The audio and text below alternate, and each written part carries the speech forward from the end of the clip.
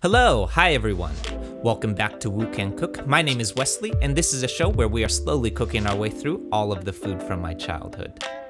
Today we're diving back into our series dedicated to the wonderful weird world of Asian fusion with a shot at the very popular crispy kimchi bacon fried rice found at the Woo Can Cook pop-ups all around the California Bay Area. For those unfamiliar, earlier this summer we launched a fried rice pop-up here in Oakland serving many of the fried rices and dishes from this series. The kimchi fried rice that we'll be taking a shot at today is a staple of the Woo Can Cook menu and features crispy bits of bacon, fermented Korean kimchi, a sweet and savory gochujang and hoisin sauce, and finally a 2-minute wok sear for a wonderfully crispy finish to the rice. And for those keeping track, that hoisin sauce comes from Chinese cuisine, the gochujang and kimchi comes from Korean cuisine, and fried rice comes from, I don't know, all over I guess. Anyway, we're going to be taking a look at how we cook this at the pop-ups when we're cooking on 200,000 BTUs of wok burner heat, and then take a look at how I like to adjust this approach to accommodate the more moderate BTUs of home burners like the ones that you probably have at home. Okay, so let's get into it. You want me, I want you, baby. My sugar boo, I'm levitating. The Milky Way. I got you, moonlight. You're my starlight. I need Alright, you. kicking things off here, I'm starting off as with many Woo Can Cook recipes with 4 cloves of crushed and minced garlic, followed by 1 inch or about 1 tablespoon of ginger that's been peeled and finely minced, and finally the whites of my green onions separated and then thinly sliced.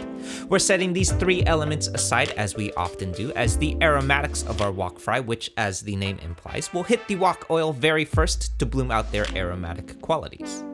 Then next, I'm taking these reserved greens of my green onions, slicing them up thinly on a bias, and setting that aside to be used as our finishing garnish. Moving on to my bacon here, I'm using some thick cut bacon again today with as much of this fatty white portion as I can find. I'm slicing this up into thirds, then large dicing, and setting this aside while we dive into our sauce next.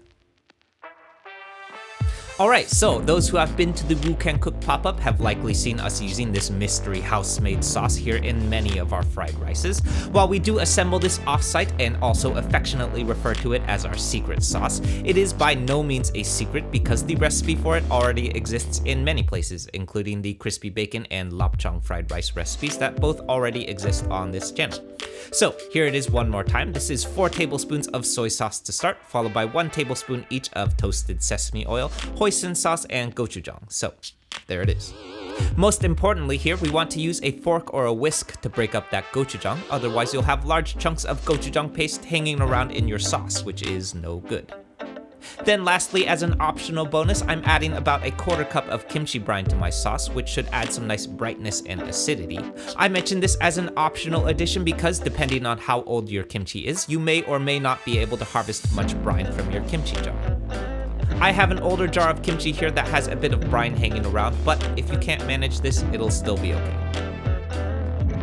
Moving on to my eggs next, this is 2 eggs plus half a teaspoon of cornstarch and a pinch of kosher salt going into my mixing bowl, which I'm whisking to combine.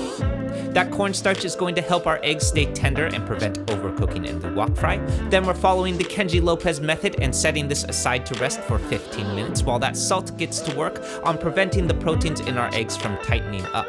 This once again will also help keep those eggs from turning rubbery in our wok fry, or so I've read. I'm not a food scientist, but I'll link some cool resources in the description about this if you want to learn more.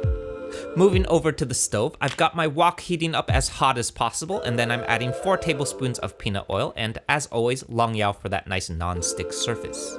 Then, as I mentioned earlier, this is where our approach is going to start deviating a little bit from how we cook this on the wok burners at the pop-ups.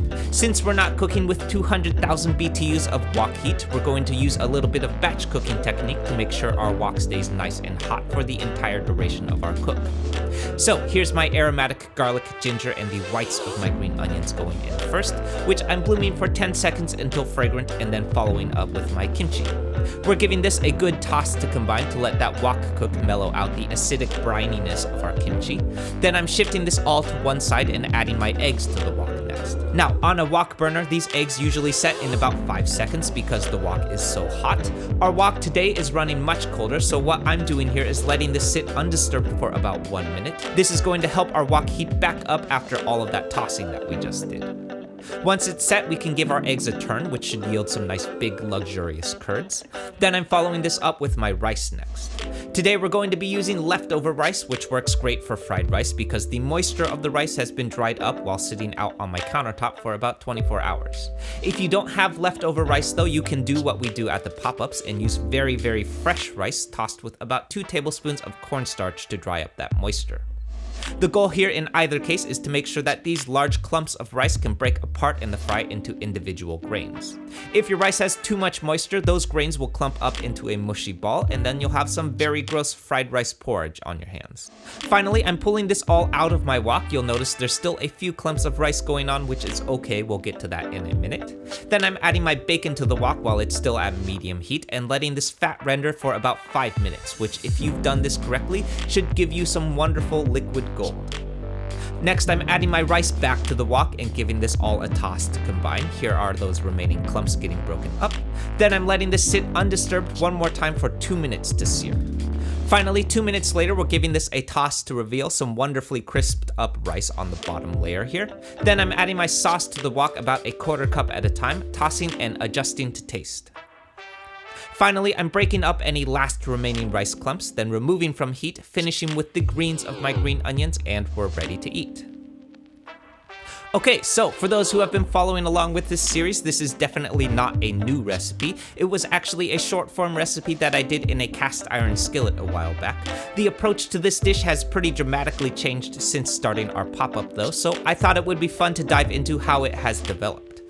The wok fry on our kimchi takes quite a bit of edge off of its acidity, which I think works really nicely with the overall dish and keeps it from becoming too overpowering. Then the gochujang and hoisin sauce pair nicely together to create some sweet umami heat to brighten up the dish. And finally, that finishing wok sear creates bits of crispy and crunchy rice that just give the whole dish a wonderfully complex texture. I've said it before and I'll keep saying it, if you're not searing your fried rice, you're really missing out.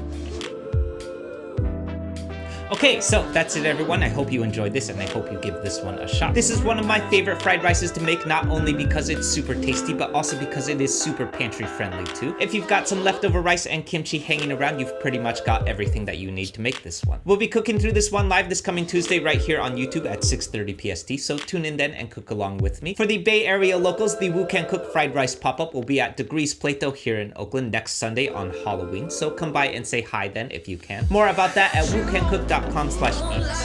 As always, like, comment, subscribe, share, be nice people, and I'll see you soon. Bye-bye.